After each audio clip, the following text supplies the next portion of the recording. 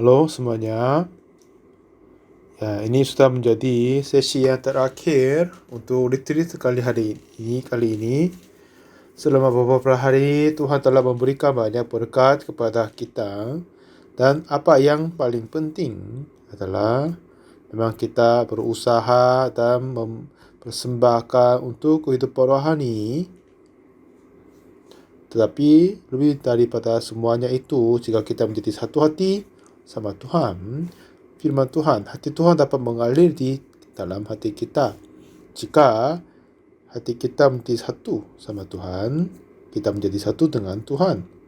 Kalau begitu, seperti Tuhan, kita juga menjadi kudus. Seperti Tuhan berkuasa, kita pun menjadi berkuasa. Hari ini kita baca Kisah Para Rasul 3 mulai ayat 1 sampai 10 kita baca. Pada suatu hari menjelang waktu sembahyang, yaitu pukul 3 petang, naiklah Petrus dan Yohanes ke bait Allah. Di situ ada seorang laki-laki yang lumpuh sejak lahirnya sehingga ia harus diusung. Tiap-tiap hari orang itu diletakkan dekat pintu gerbang bait Allah yang bernama Gerbang Indah untuk meminta sedekah kepada orang yang masuk ke dalam bait Allah. Ketika orang itu melihat bahawa Petrus dan Yohanes hendak masuk ke bait Allah, ia meminta sedekah. Mereka menatap dia dan Petrus berkata, "Lihatlah kepada kami." Lalu orang itu menatap mereka dengan harapan akan mendapat sesuatu dari mereka. Tetapi Petrus berkata, "Emas dan perak tidak ada padaku, tapi apa yang kupunyai, ku berikan kepadamu. Demi nama Yesus Kristus, orang Nazaret itu, berjalanlah."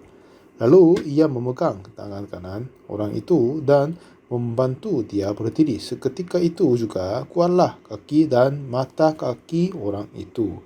Ia meloncat berdiri, lalu berjalan kian ke mari dan mengikuti mereka ke dalam bait Allah. Berjalan dan melompat-lompat serta memuji Allah. Seluruh rakyat itu melihat dia berjalan sambil memuji Allah. Lalu mereka mengenal dia sebagai orang yang biasanya duduk meminta sedekah di gerbang bait Allah, sehingga mereka takjub dan terkencang tentang apa yang telah terjadi padanya. Ya, sampai 10 kita baca. Tadi saya agak sibuk sejak pagi. Jam 5 sampai 7 pagi ada pertemuan hamba-hamba Tuhan dari kami dari seluruh dunia lewat Zoom online. Lalu, sebab itu saya harus bangun pagi-pagi datang di gereja. Dan pada jam 5 pagi memulai persekutuan dengan hamba-hamba Tuhan. Dan terkadang kami bertemu seluruh pendeta kami dari seluruh dunia dan sampaikan kabar dan lapor kegiatan-kegiatan kami. Dan jam 7 saya makan sarapan. Lalu ikut sesi yang pertama tadi pagi. Baru setelah selesai sesi pertama pagi, saya makan siang. Dan jam 3 ada yang bernikahan, jadi saya datang di situ dan pergi 2:30 dan memulai pernikahan jam 3 sore. Dan setelah jam 4 saya balik ke gereja. Dan setiap sore kadang kami main bola sedikit. Dan lalu baru makan malam. Setelah makan malam baru memulai seminar malam hari ini juga.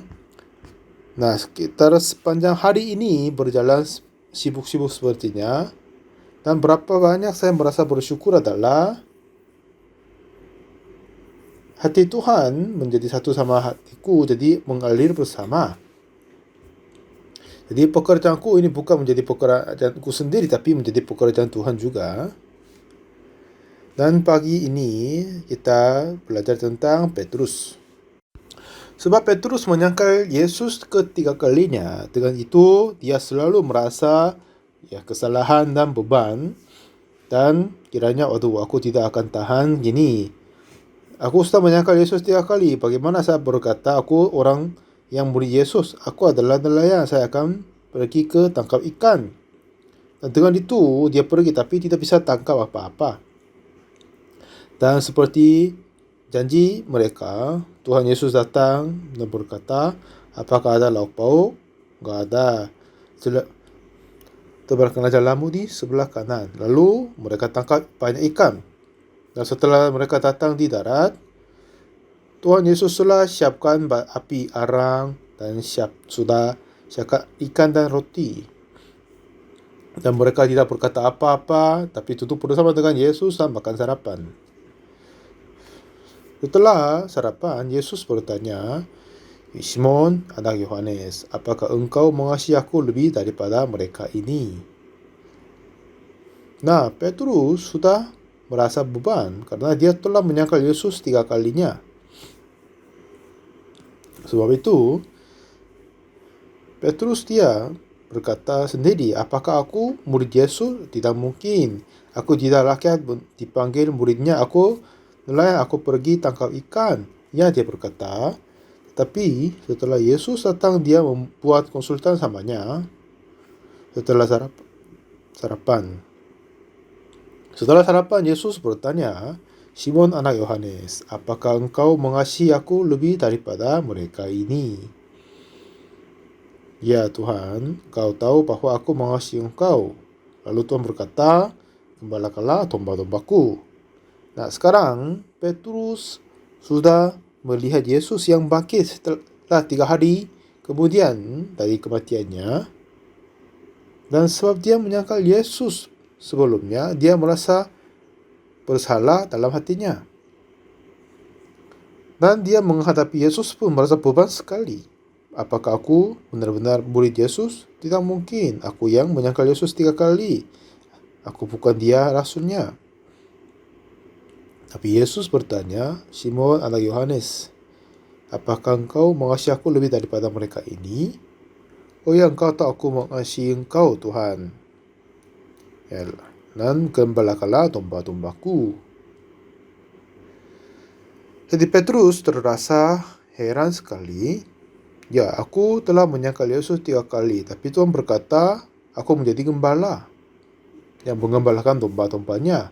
Ketiga kali berulang hal itu, seperti Simon anak Yohanes, apakah engkau mengasihi aku? Setelah itu, dia dengar dan dia berpikir, dia tetap benar sekali masih mengasihi Yesus. Tetapi, dia sudah menyangkal Yesus 3 kali juga kan? Tapi, Yesus berkata, jika kamu mengasihi aku, gembalakanlah domba-dombaku. Oh iya, Yesus terima seperti aku ini. Jadi sampai sebelumnya, dia berpikir Yesus menyangkal dia, karena dia menyangkal Yesus juga. Tapi, setelah saat itu, Yesus menjadi satu dengan hati Petrus. Lalu, pada saat Petrus memberi khotbah, 3.000 orang diselamatkan, 5.000 orang diberkati, hal-hal yang luar biasa terjadi. Dan hari itu juga Petrus naik ke bait Allah. Di sana ada orang yang lumpuh sejak lahirnya. Dia meminta uang daripada Petrus dan mengemisnya. Lalu Petrus mempunyai hati bahwa, ya, jika Yesus ada di sini, apa yang dia melakukan? Yesus akan sembuhkan dia. Oh ya, aku sudah menjadi satu hati sama Yesus. Apakah saya kerjakan? Apakah orang lumpuh ini sembuh enggak? Jadi sekarang Petrus tidak lagi Petrus sendiri, tapi dia menjadi Yesus. Sebelumnya dia adalah seorang Petrus saja. Tapi aku untuk menerima hati Yesus, jadi sama dengan Yesus kiranya. Lalu dia berkata kepada orang lumpuh, ya, lihatlah aku. Lihatlah kami. Lalu orang ini melihat untuk menerima sesuatu. Kata dia, emas dan perak tidak ada padaku, tetapi apa yang ku punya ku berikan kepadamu. Demi nama Yesus Kristus, berjalanlah. Dengan ini dia angkat orang dan mendirikan. Lalu orang ini bangkit berdiri. Jadi saudara, sejak kecil ada yang terjadi kepadaku juga.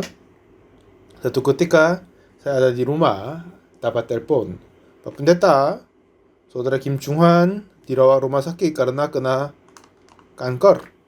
Tapi tidak akan sembuh, menjadi lebih parah. Katanya dalam 3-4 hari dia meninggal dunia. Waktu itu, ya, saya mengirim seorang pendeta yang ada di kota yang dia dirawat. Jadi saya suruh dia kunjungi dia dulu. Dan pendeta yang mengunjungi sana dan datang, ia berkata, "Oh Pak Pendeta, ini mungkin sulit ya." Dokter berkata dia akan hidup selama 3 hari lagi. Setelah itu ada acara, saya datang di kota Gwangju. Saya sama istri dengan anakku bertiga akan ke Gwangju. Saya bilang ke istri, "Ya sayang, kami menuju ke Gwangju, tapi coba kita berangkat 1 jam lebih awal, biar kita mengunjungi saudara Kim Chung Han di rawat rumah sakit." Jadi anak saya sama istri naik mobil dan mengunjungi saudara Kim Chung Han yang sedang dirawat. Pada saat saya membuka pintu di kamarnya, di sana ya saudara Kim Chung Han sepertinya meninggal sudah. Dia terbaring di kamar tempat tidur, tidak ada bergerak. Dan istrinya dia menurunkan kepala dari belakang tempat tidur. Dan setelah kami datang, dia mengangkat dan melihat kami dan turunkan lagi. Dan ibu dari saudara, dia hanya menangis terus di sana.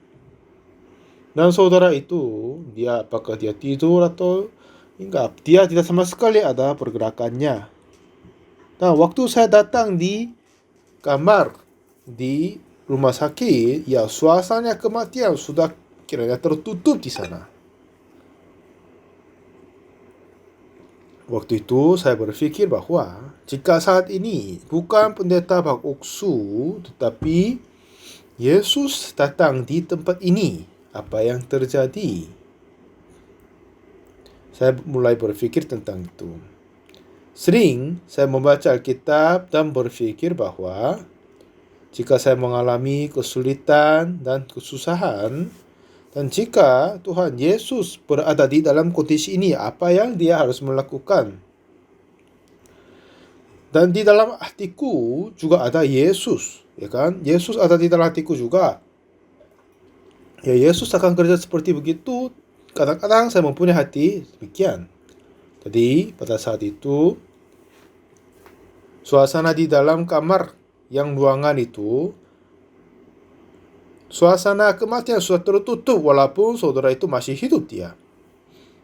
Waktu itu saya mulai berpikir bahwa jika Yesus datang di sini, apa yang terjadi? Jika Yesus datang, pasti dia akan sembuhkan saudara yang sedang mati. Karena Yesus sudah bisa selamatkan dia. Seperti yang saya berpikir demikian, tapi apa yang hatiku kemudian, ya, di dalam hatiku juga sama dengan hati Yesus. Jadi Yesus ada di dalam hatiku. Jadi Yesus yang ada di dalam hatiku akan sembuh orang ini. Itulah hati yang baru saya terima saat itu. Lalu saya panggil, "Ayo saudara Kim, coba buka matamu, coba lihat kepadaku." Saya bersuruh kepadanya. Lalu saudara itu berkata, "Iya Pak Pendeta," dengan suara yang kecil. Lalu dokter berkata, "Kamu tidak akan hidup 2-3 hari. Sebentar lagi kamu akan meninggal dunia. Tapi ini hanya keadaan saja." Tetapi di sini ada apa yang saya berpikir hari ini? Jika di ruangan ini bukan aku datang, tetapi Yesus datang, apa yang terjadi? Saya berpikir hari itu.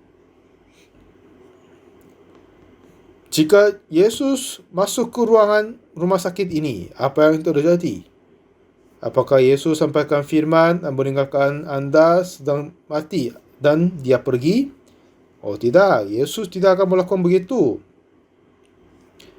Sekarang saudara Kim Chung Han sedang mati, istrinya sedang kesedihan, ibunya menangis sebab kesedihan juga.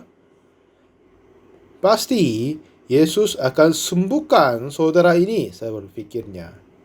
Lalu saya mempunyai harapan kepada Tuhan. "Saudara Kim, coba buka matamu, coba lihat kepadaku."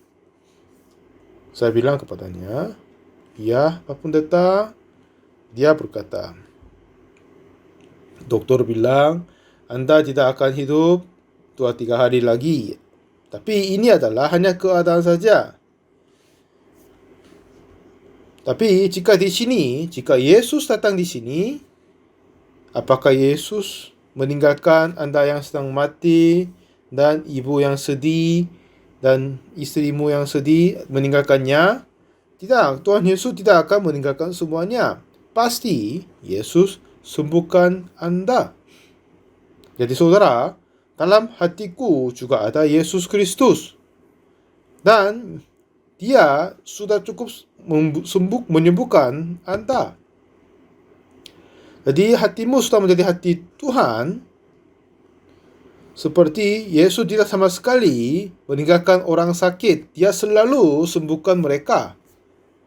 Seperti jika Yesus ada di sini, Yesus pasti akan sembuhkan Anda juga. Dan yang penting adalah, coba dengarkan baik-baik kepadaku. Jika hati Yesus dan hatimu menjadi satu, menjadi satu hati, sehati. Tadi sore saya memimpin pernikahan, yang mempelai laki-laki dan perempuan, mereka sepasang yang baik sekali.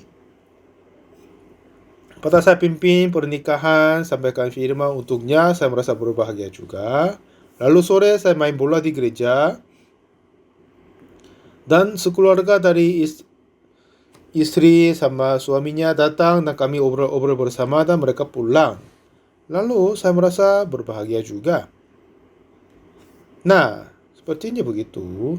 Jika Yesus ada di sini, Yesus tidak akan mengabaikan saudara yang sedang mati karena penyakit, pasti sembuhkan dia. Dan di dalam hatiku juga ada Yesus. Dia akan sembuhkan orang ini juga. Kalau begini, ada apa yang kita harus kerjakan? Saya berkata kepadanya, saudara, coba buka matamu. Lihat kepadaku. Lalu saudara ini, oh ya Pak Pendeta. Dia berkata, ya, Anda sedang dirawat rumah sakit beberapa hari, udah lama. Katanya Anda sedang mati. Dan dokter juga berkata, mungkin 2-3 hari tidak akan selamat. Tapi, coba dengar apa yang saya berkata. Pada saat saya datang di sini hari ini, tetapi jika bukan aku, tetapi Yesus datang, ada apa yang terjadi? Yesus akan sampaikan firman-Nya, dan dia akan mengerjakan sesuatu, dan lalu pasti dia tidak akan mengabaikan Anda yang sakit sekarang, dan kamu dan ibumu dan istrimu yang ada di dalam kesedihan. Dia akan meninggalkan, tapi pasti sembuhkan Anda, kan? Pasti Yesus akan melakukan begitu. Dan yang penting adalah, jika hatimu menjadi satu dengan Yesus, mulai saat itu permasalahan penyakit ini tidak akan menjadi masalahmu, tetapi menjadi masalah Yesus. Jadi, hanya menyatukan hati sama Yesus saja. Coba dengarkan baik-baik ya. Dan pada saat saya membaca Alkitab, selama 33 tahun Yesus ada di dunia ini, di mana saja dia pergi, baik di jalan, baik di Yerusalem, di mana saja dia pergi, pada saat dia ketemu orang-orang sakit, dia tidak mengabaikan mereka, sembuhkan mereka semua. Dan di sini, di saat ini juga, jika Yesus sungguh ada di sini, ya pasti Yesus akan sembuhkan kamu, ya kan? Tapi ada satu kondisi juga. Kapan dia menyembuhkan adalah jika di dalam hatimu juga, seperti Yesus tidak akan menyangkal orang-orang yang sakit, mengabaikannya dan selalu menyembuhkan dia. Jadi Yesus akan menyembuhkan aku yang sedang mati, pasti dia akan sembuhkan aku. Tapi masalahnya, jika hatimu menjadi satu dengan hati Yesus, pekerjaan itu akan terjadi kepadamu juga. Dan apakah Anda tahu bagaimana hatimu menjadi satu dengan Yesus? Seperti Yesus tidak sama sekali mengabaikan orang sakit di dalam kitab kan? Dan Yesus datang di sini pasti dia akan sembuhkan kamu hari ini. Dan Yesuslah akan menyembuhkan kamu. Dan jika kamu menjadi satu hati dengan Yesus, Yesus akan sembuhkan aku. Ini ambil hati ini, Tuhan Yesus akan sembuhkan aku. Tuhan ingin sembuhkan kamu dan kamu percaya begitu saja. Kalau begitu kamu akan menjadi satu hati samanya. Lalu Yesus akan kerja di dalammu. Nah, jadi jika Yesus bekerja, kanker ini bukan apa-apa. Nah, ini seperti kehidupan rohaninya. Jadi orang-orang berdosa dan berbuat kesalahannya boleh, bisa. Tetapi jika kita menemukan hati Yesus, oh inilah hati Yesus, inilah kehendak Yesus, oke, aku akan menyatukan hati sama Yesus. Jika hati kita menjadi satu dengan hati Yesus, mulai saat itu, apa saja, di mana saja kita berada, tetap Yesus akan mulai kerja. Jadi saudara, pagi hari ini tadi saya sampaikan tentang Petrus. Karena Petrus sudah menyangkal Yesus 3 kali, ya Yesus tidak akan mengasihi aku, Tuhan tidak akan membantu aku. Kenapa? Apakah aku muridnya? Aku tidak. Aku adalah hanya nelayan, aku akan pergi tangkap ikan. Walaupun Yesus telah bangkit dari kematiannya, Petrus harus memberitahukan hal ini. Ya, Tuanku sudah bangkit, dalam 3 hari dia bangkit. Aku sudah saksikan Yesus hidup, dia sungguh hidup. Dia telah mengampuni dosa kita. Seperti ini dia harus sampaikan, bersuruh, tapi Petrus tidak bisa. Apakah aku muridnya? Yang menyangkal Yesus 3 kali. Bagaimana aku menjadi rasulnya? Aku bukan muridnya. Aku nelayan, aku akan tangkap ikan seperti yang biasa. Dengan begitu, dia membuang posisi sebagai muridnya dan balik ke tangkap ikan.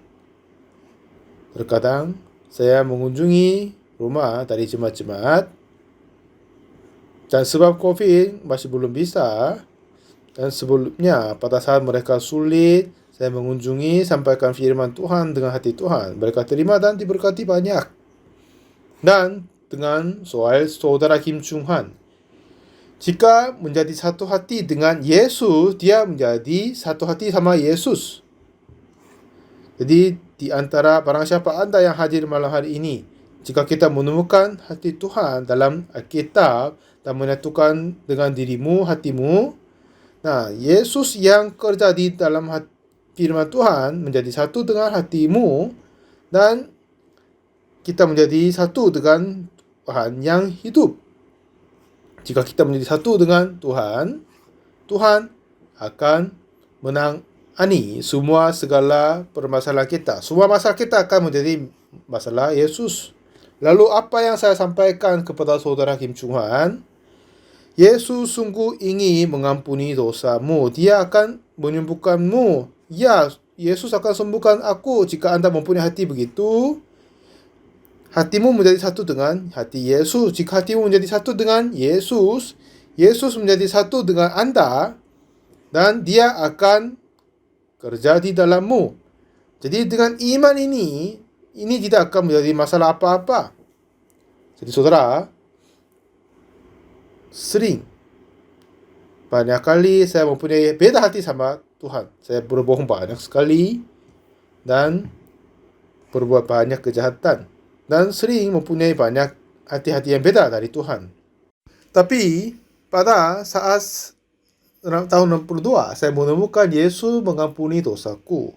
Yesus telah berkata, dia telah mengampuni dosaku karena dia mati atas kayu salib.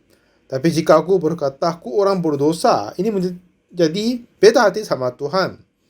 Dengan hati yang beda, Yesus tidak bisa kerja di dalam aku kan? Walaupun aku sudah berdosa, tapi jika Yesus berkata dia telah mengampuni dosaku, dan saya berkata ulang, ya dosaku telah diampuni Tuhan.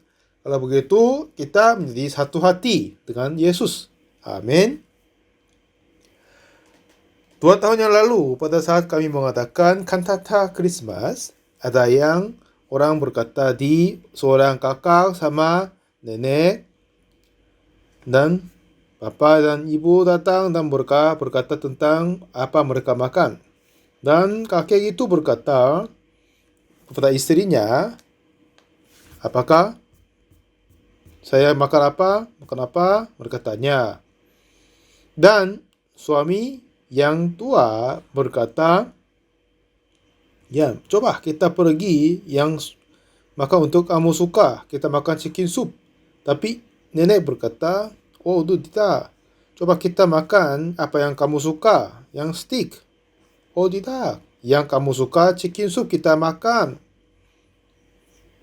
Tapi ada yang bilang steak, jadi ini menjadi tengkar juga. Jadi yang ibu ini tidak sama sekali pernah dengar suaraku. Nah, ini begitu apa yang pertunjukan dari Christmas akan datang. Jadi, ya jika yang bapak berkata, ayo kita makan chicken soup, dan mereka makan chicken soup, jadi nggak apa-apa kan? Atau jika ibunya berkata, ayo mari kita makan steak, oke kita makan, itu sudah cukup. Tapi mereka saling tidak setuju, jadi menjadi tengkarnya. Jadi jangan berbuat begitu. Jika suaminya berkata steak, oke, mari kita makan itu aja. Jika istrinya berkata steak atau chicken soup, oke, aku suka juga, mari kita makan chicken soup juga. Dengan begitu, kita menyatukan hati samanya, sudah cukup. Nah, di dalam drama itu, oh ya, kita makan chicken soup, sayang. Oh, udah. Yang kamu suka steak kita makan. Oh, tidak chicken soup. Oh, steak. Dengan begitu mereka tengkar lagi. Ya, ini tidak masalah untuk tengkar ya kan? Ya, aku mau makan steak. Tapi oke, kali ini coba makan yang kamu suka chicken soup. Kalau begitu mereka menjadi satu hati. Ya memang kita sudah berdosa. Tapi Yesus tidak berkata begitu. Dosamu telah diampuni. Banyak tempat di kitab. Dengan darah Yesus, dia kematiannya telah mengganti upah dosa kita. Dosa kita telah diampuni. Jadi apa artinya kita percaya Yesus? Jika Yesus menghapus dosa, kita percaya demikian. Inilah percaya Tuhan. Banyak sekali orang saat ini, bagaimana mereka hidup kehidupan rohani. Walaupun Yesus berkata, aku telah mengampun dosamu, tapi oh tidak Tuhan, aku orang berdosa. Mereka berkata, oh tidak, kamu sudah dibenarkan. Tapi aku orang berdosa. No, kamu orang benar. Terus mereka tidak menyatukan sama hati Tuhan. Untuk menjadi satu hati sama Tuhan, kiranya dia seorang berdosa, tetapi jika Tuhan membenarkan, kita percaya sebagai kata Tuhan, aku telah dibenarkan. Ini bagaimana menyatukan hati sama Tuhan. Waktu saya datang di Kansas City, di Amerika, ada seorang jemaah saudari di situ, dan dia, adiknya tinggal di Korea, dan kakaknya tinggal di Kansas City, di Amerika. Mereka sama orang Amerika dan tinggal di situ dengan menjadi guru SD. Suatu ketika saya terima telepon, dan adiknya yang di Korea telepon, Pak Pendeta, kakakku perempuan itu sekarang guru SD di Amerika, sedang mati dia karena kena kanker. Jadi nama dia Yuno, dia sakit parah di Amerika. Jadi kami keluarga buat rapat untuknya. Apa yang kami harus melakukan? Dan kiranya kami, mari kumpulkan uang, lalu mereka kumpulkannya. Dan berapa banyak yang mereka punya. Setelah itu, sampaikan kepada Heyang yang adiknya itu, dan suruh kepadanya, kamu beli tiket dan pergi ke Amerika. Dan mengunjungi dan merawat kakaknya dan hidup bersama dia. Lalu jika dia meninggal, sambil Anda menjaganya, lalu kamu pulang aja. Begitu saudari ini pergi ke Amerika, dia telepon ke saya. Katanya, Pak Pendeta, kakakku sedang mati karena kena kanker. Oh iya, baik kalau begitu. Jadi saya akan pergi untuk merawat dia. Lalu saya berkata kepadanya, ya jika orang yang kena kanker, dia selalu berpikir tentang kanker saja. Kalau begitu, orang ya cepat meninggal dunia. Walaupun dia kena kanker, tapi jika dia hidup dengan berbahagia dan lupa tentang kanker dan percaya Tuhan akan sembuhkan, kalau gitu dia akan menjadi cepat sembuh. Lalu saudari itu pergi ke Amerika. Setelah itu, saya berpikir, waduh, ya saya berbuat salah. Saya seharusnya meminta nomor telepon di Amerika. Walaupun saya tidak pergi ke situ, tapi bisa telepon dan doakan dan sampaikan firman, mungkin bisa itu. Tapi ya sudah pergi dia, jadi biarkan aja. Dan besok hari ada telepon masuk, tapi nomornya bukan dari nomor Korea. Setelah saya telepon balik itu kakak dari yang saudari Heyong dari Korea itu yang sakit itu. Saya salah kepadanya. Dan dulu dia guru SD tapi sudah berhenti kerja dan istirahat di rumahnya. Lalu saya memberi konsultan ke kerohanian. Beberapa hari kemudian dia telepon ke saya. Dulu saya sampaikan harapan dari Tuhan dan dia terima dan menjadi baik lebih dalam hatinya. Dan sekitar sekali seminggu saya memberi konsultan kepada dia. Dan saudari Yun Ok itu tapi tiba-tiba menjadi lebih parah. Oh, kiranya, aduh saudara, suaranya tidak baik sekarang. Katanya, iya Pak Pendeta. Dan dia berkata, Pak Pendeta sampai sekarang terima kasih untuk bantu semuanya. Tapi ya ini mungkin sulit sekarang. Saya bilang, kenapa? Dan kata dia adalah, setelah saya menerima kema terapi untuk anti kanker itu, tapi sulit sekali makan karena mulutnya kasar. Lalu saya tertawa. Oh, kenapa tidak bisa makan? Apakah tidak mempunyai makanan? Oh ya, memang ada makanan. Tapi kenapa tidak makan? Karena terlalu pahit rasanya. Jadi nggak bisa makan. Sebab tidak bisa makan. Lalu saya tertawa kepada dia. Oh, Pak Pendeta, kenapa tawa? Dia berkata, ya ibu, tawakan aku. Ya, sekarang Anda berkata adalah lucu. Ya, seorang kena kanker. Dia tidak makan karena rasanya pahit, makanannya itu tidak akan mungkin diterima. Jadi, saudari, untuk apa yang penting untuk mengatasi penyakit adalah memang obat ini dan yang lain kita bisa harus minum. Tapi yang paling penting adalah sistem imunitasi di dalam tubuhnya harus mengalahkan penyakit itu. Untuk mengaktifkan sistem imunisasi di tubuhnya harus makan. Coba pikir, jika pahit harus makan juga, orang harus makan untuk menjadi sehat. Seperti mobil, dia tidak terasa untuk rasa bensin. Jika mengisi bensin akan pergi. Jika itu rasanya baik atau tidak, tapi menggigit dan makan, itu akan membuat tubuhmu mengaktifkan sistem imunisasi di dalam tubuhmu dan akan sembuh. Saudara itu berkata, oh iya benar sekali Pak Pendeta. Dan mulai besok hari dia, wajahnya mulai membaik.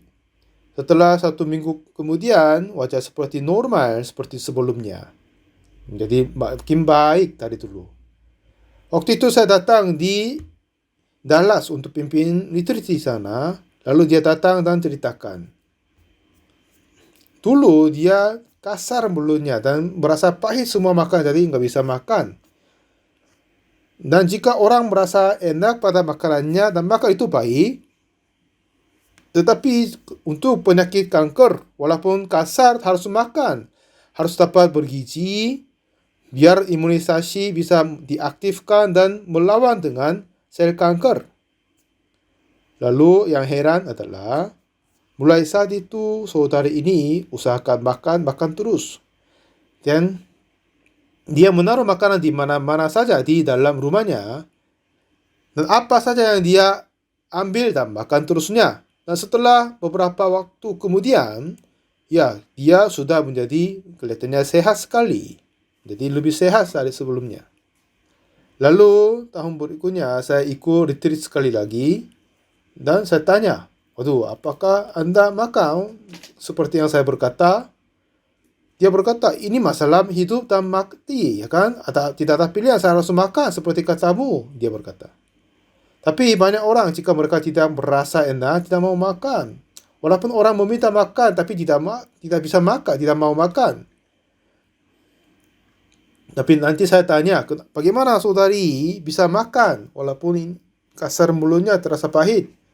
Kata dia, ini masalah hidup dan mati, aku harus ikutnya. Jadi dia menjadi makin sehat dari dulu.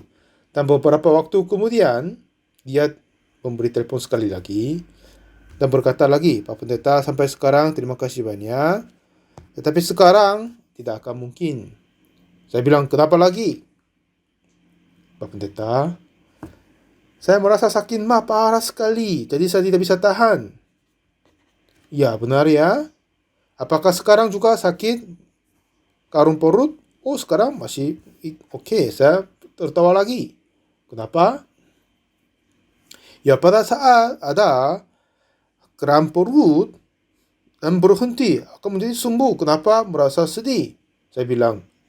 Saudara itu bilang, "Oh iya, betul sekali," katanya. Dan setelah itu dia menjadi baik lagi. Satu ketika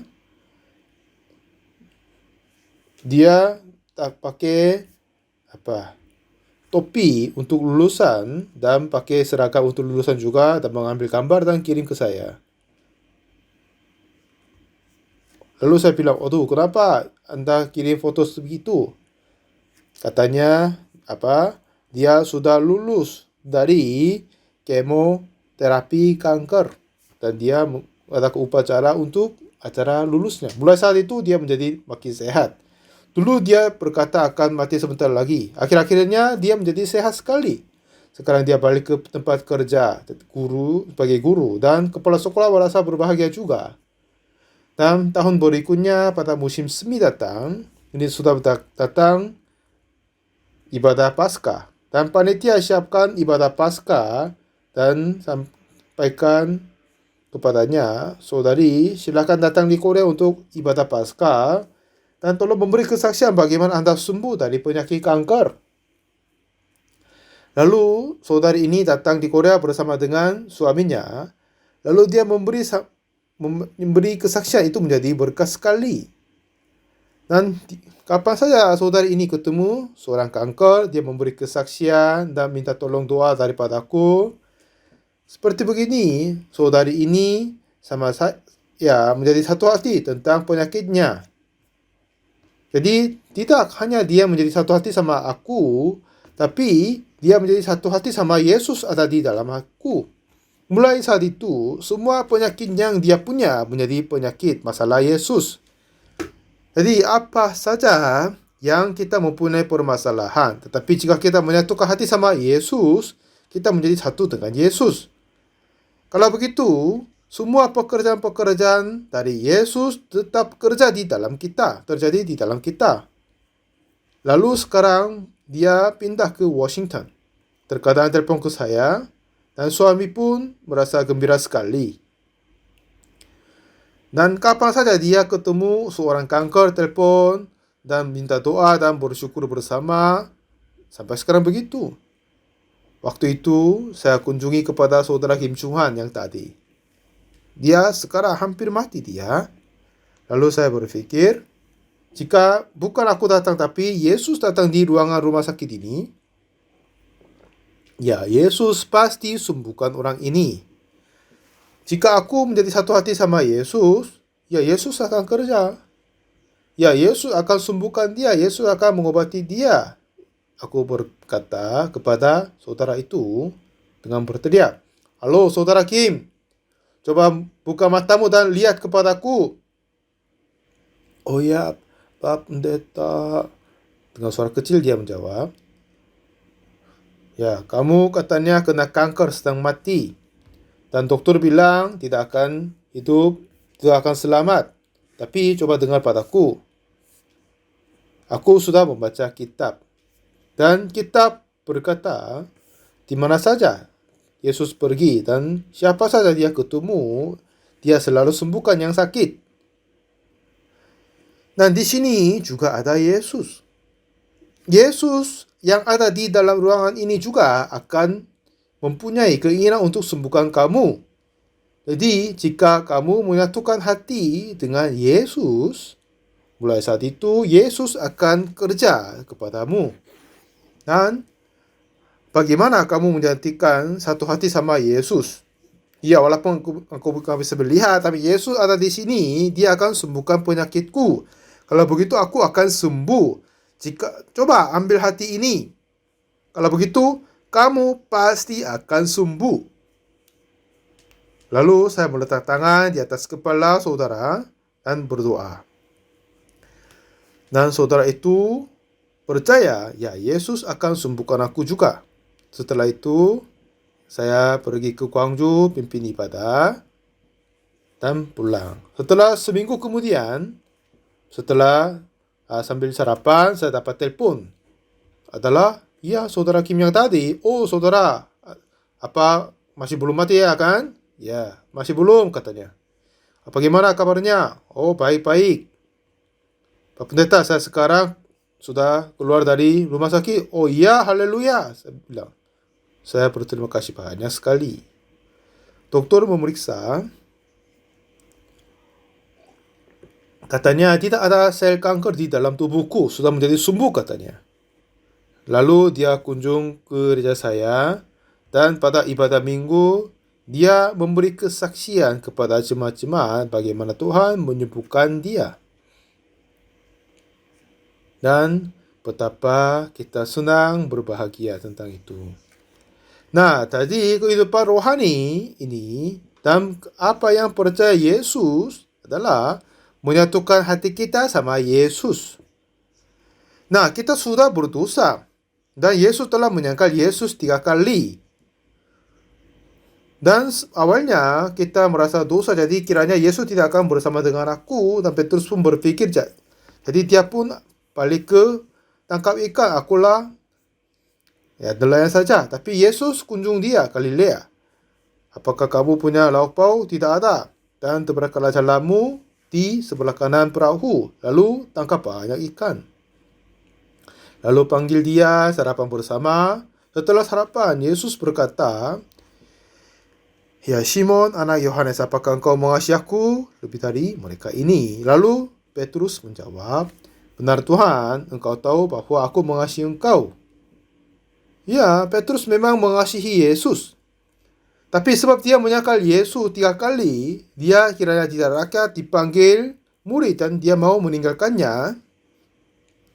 Tapi Yesus bertanya, apakah engkau mengasihi aku lebih daripada mereka ini? Ya Tuhan, aku mengasihimu. Kalau begitu, gembalakanlah domba-dombaku. Dia merasa heran. Ya Tuhan, aku telah menyangkalmu. Tapi, engkau telah menyerahkan domba-dombamu? Oh iya Tuhan, aku percaya. Aku akan gembalakanlah domba-dombamu. Ya, aku percaya engkau mengampun dosaku. Jadi sekarang Petrus sudah menjadi satu hati dengan Yesus. Sekarang Petrus mau naik ke bait suci di Yerusalem. Di sana ada seorang yang lumpuh. Di sana mengulurkan tangan dan meminta sedekah. Lalu Petrus bilang, lihatlah kepada kami. Dan apa yang Petrus berpikir? Ya Yesus sudah bersama dengan aku. Yesus sudah sembuh orang sakit sepertinya. Walaupun aku tidak sembuhkannya, tapi Yesus yang diam di dalamku akan sembuhkan dia. Lalu Yesus berkata, lihatlah kami. Lalu yang sakit bertemu dan melihat Petrus. Petrus berkata, emas dan perak tidak ada padaku, tetapi apa yang kupunyai, ku berikan kepadamu. Demi nama Yesus Kristus orang Nazaret itu berjalanlah. Jadi sekarang Petrus, dia mempunyai hati Yesus, bukan hati diri, dan mendirikan orang sakit itu. Dengan kuasa Yesus yang ada diam di dalam Petrus menyembuhkan orang sakit. Seperti Petrus, saya memutuskan bahwa aku hidup dengan hati Yesus, bukan hatiku. Ya, aku sudah pernah berbuat banyak dosa, tetapi Yesus telah membenarkan aku. Ya Tuhan, aku sudah berdosa banyak, tapi jika Engkau mengampuni dosaku dan membenarkan aku sudah dibenarkan. Jika Yesus telah mengampuni dosaku di atas kayu salib, dosaku telah diampuni. Amin. Begitulah saya percaya. Mulai saat itu, Yesus mulai bekerja banyak hal di dalam hatiku. Yesus, sebab dia menyangkal Yesus ketiga kalinya, dia kira sendiri tidak layak dipanggil rasul dan murid Yesus. Tapi Yesus mengasihi Petrus dan mengampuni dosa itu pun di atas kayu salib. Simon anak Yohanes, apakah engkau mengasihi aku? Petrus berkata, ya Tuhan, aku mengasihi kau. Dan dikatakan, gembalakanlah domba-dombaku. Ya Tuhan, aku menyangkalmu, tapi aku percaya padamu bahwa engkau telah mengampuni dosaku. Lalu, pada saat dia datang di bait suci, dia ketemu orang yang lumpuh di sana. Dan dia berpikir, ya Yesus pasti akan sembuhkan orang ini. Di dalam hatiku juga Yesus. Kalau begitu, dia berkata, lihatlah pada kami. Dan dia berkata, emas dan perak tidak ada padaku, tetapi apa yang kupunyai ku berikan kepadamu. Demi nama Yesus Kristus orang Nazaret itu berjalanlah. Lalu dia langsung berdiri. Nah, lalu sekarang Yesus menyatukan hati sama Petrus. Jadi Petrus menjadi seperti Yesus. Saya menyatukan hati sama Yesus setelah saya berdoa, ada pekerjaan Tuhan. Orang yang sembuh. Banyak kali saya mengalami itu. Jadi sekarang kita sudah disalibkan dengan Yesus. Jadi kita mati. Dan yang hidup adalah Yesus di dalam kita. Yesus yang hidup di dalamku. Jika kita menyatukan dengan Dia, semua dosa kita telah dihapuskan di atas kayu salib oleh darahnya. Dan Yesus hidup dan kerja di dalam kita. Dan kita menjadi Yesus yang kecil. Dan melalui Anda, orang-orang akan menerima keselamatan. Dan pekerjaan Tuhan akan terjadi melalui Anda semua. Janganlah melihat kelemahanmu, kekuranganmu, dan dosamu telah diampuni oleh darah Yesus. Dan Yesus telah menyertai dengan kami senantiasa sampai akhir zaman. Dan semua pekerjaan yang Yesus mengatakan itu akan terjadi melalui kita juga. Dan anugerah Tuhan akan berlimpah-limpah kepada kita. Setelah saya yakin pengampunan dosa tahun 62. Selama 60 tahun saya menyatukan hati sama Yesus. Dan banyak menyaksikan Yesus kerja di dalamku. Dan saya berharap Anda pun menerima banyak anugerah Tuhan bahwa Yesus akan kerja dalammu. Amin. Mari kita berkata amin. Amin. Haleluya. Mari kita berdoa. Tuhan, Bapa, kami yang kudus, kami mengucap syukur bagimu. Kami semua berdosa dan orang-orang yang jahat. Tapi oleh darah Yesus atas kayu salib Engkau telah mengampuni dosa kami. Kalau begitu kami sudah disucikan. Dosa apa saja yang kami berdosa itu sudah dihapuskan oleh-Mu Tuhan. Terima kasih banyak Tuhan. Tolong membiarkan kami hidup seperti yang Engkau hidup. Dan seperti yang Petrus menyembuhkan orang lumpuh ini, jika kami hidup dengan nama Yesus, kuasa-Mu akan keluar daripada kami. Jangan kami hidup dengan diri sendiri, tapi dengan hidup dengan hati-Mu, biar hidup kami menjadi diberkati. Terima kasih untuk retreat kali ini. Dalam nama Tuhan Yesus kami berdoa. Amin. Terima kasih banyak semuanya.